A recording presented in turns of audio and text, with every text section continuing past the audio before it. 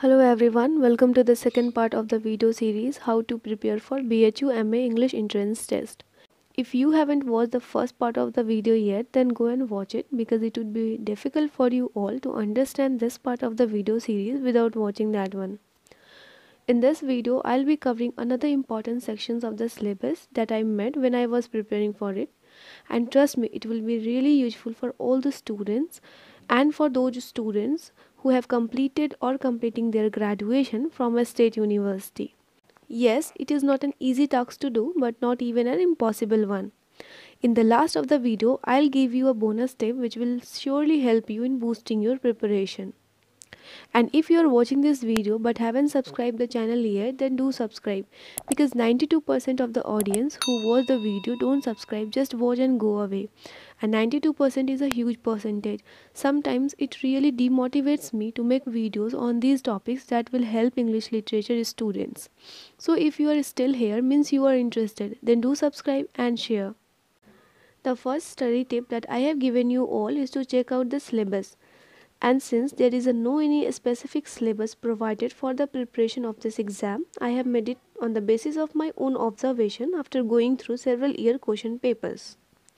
In this syllabus, we have already discussed first to fifth section, and in this video we'll cover the middle portion of the syllabus, that is from 6th to 9th section. There are total 12 sections in the syllabus, so the left sections will be discussed in the next video. In the 6th section of the syllabus, I have covered some important dramas and their dramatists. The first topic in the 6th section is History of Drama and the Growth of Theatres in England. This is really an important topic because in previous year question papers, I saw some questions based on this particular topic, like they asked from which period women got permission to perform in theatres of England. That was in the restoration period of 1660s, and they were permitted by King Charles II. So these types of questions are asked from this particular topic. Next topic is dramas and dramatists that are meant for detailed study.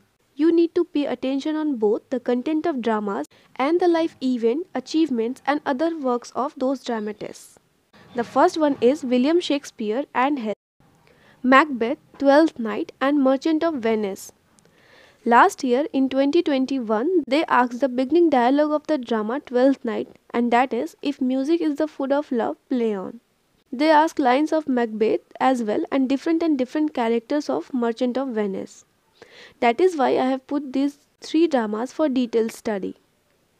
Besides them, the other two dramas on which you need to check out the facts only are The Tempest and Henry IV. You also need to check out the classical works that inspired William Shakespeare's work. That means you should learn about those chief sources from which Shakespeare dramas were inspired, like Macbeth was inspired from Holinshed's Chronicle, that based on account of history of Scotland. Another drama need to study is She Stoops to Conquer, play written by Oliver Goldsmith. It is a romantic comedy genre play and very important for the examination point of view. Next topic is dramas and their dramatists, about which you need to clear your facts only, but you also need to know each and every necessary detail of those dramatists and their specific work that are mentioned here.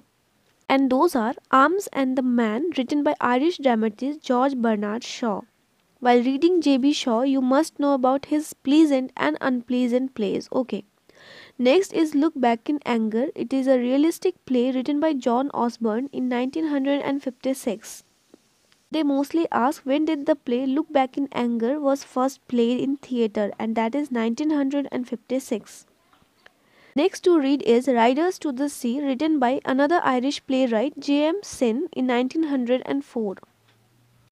The Hairy Ape is a 1922 play written by Eugene O'Neill. It was first published in 1922.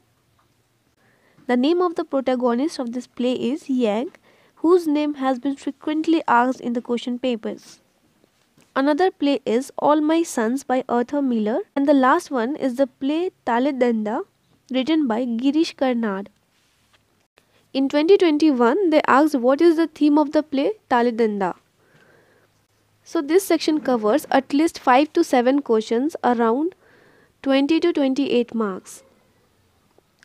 Next section is poems and the poets. In the first topic, you will read about the different forms of the poems, that are sonnet, ode, elegy, epic, ballad, lyric, and dramatic monologue, and their perfect references. Like when we talk about dramatic monologue, Robert Browning as his famous poem My Last Duchess come to our mind. So you need to know about these forms and their classic examples. Second topic is to read about the date of publication of that poem and the anthology of those classic examples, as well as the poems that are mentioned below.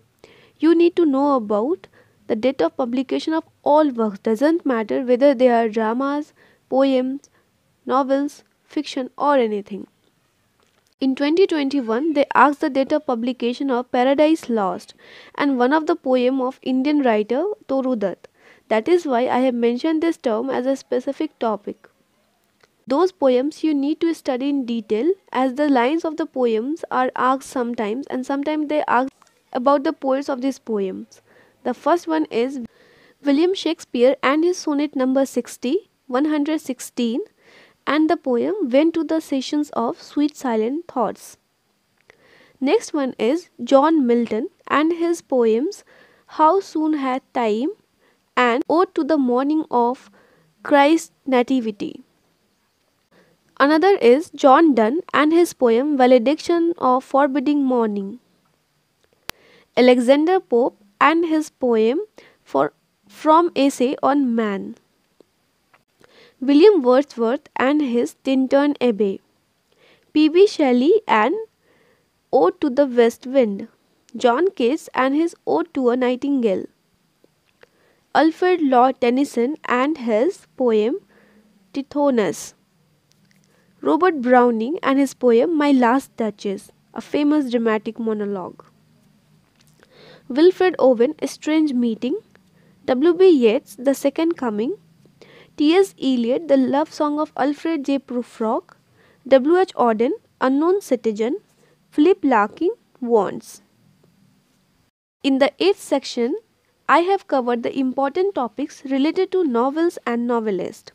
The first topic is about the forms of novel. It is an important topic. Last year they asked about the meaning of epistolary novel, that is usually written in the forms of letters. This topic covers minimum one question every year.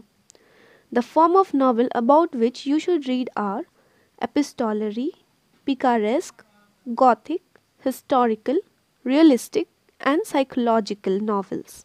Next, I have covered some important novels as well as their novelists about whom you must know before appearing in your examination. And these are Jonathan Swift and his Gulliver's Travel, Charles Dickens and his Oliver Twist, Thomas Hardy, who is famous for his Wessex novel, and his The Mayor of Casterbridge, William Golding and his Lord of Flies, Ernest Hemingway and his The Old Man and the Sea. The next section is literary devices. This section covers at least 3 to 4 questions every year in examination. The first topic is figure of speech, in which you should read about simile, metaphor, metonymy, personification, assonance, alliteration, consonance, symbolism, imagery, synecdoche, oxymoron, paradox, pathetic fallacy, hyperbole, innuendo, euphemism, and zeugma. In second topic, we'll read about the elements of the story, that is plot, character, narrator, structure, point of view, allegory, irony, and paradox. In the third topic of this section, I have covered rhythm and meter, in which I have mentioned the foot and meter and important meters including iamb, trochee, spondee, pyrrhic, anapest, and dactyl. The last and the fourth topic in this section is verse form. In this topic, you need to learn some important forms of verses, that are blank verse, free verse, terza rima, ottava rima, Spenserian stanza, heroic couplet, ballad stanza, and Chaucerian stanza. You need to know about the patterns of these important verses and the important things about them. Like Chaucerian stanza was first introduced by Geoffrey Chaucer, but later it came to be known as rhyme royal when it was first used by James the First, the King of Scotland. So you need to check out all the important things related to this verse form as well as their patterns. So that's it for today's video. I'll cover next section in next video. Thank you for watching and do subscribe. Stay connected.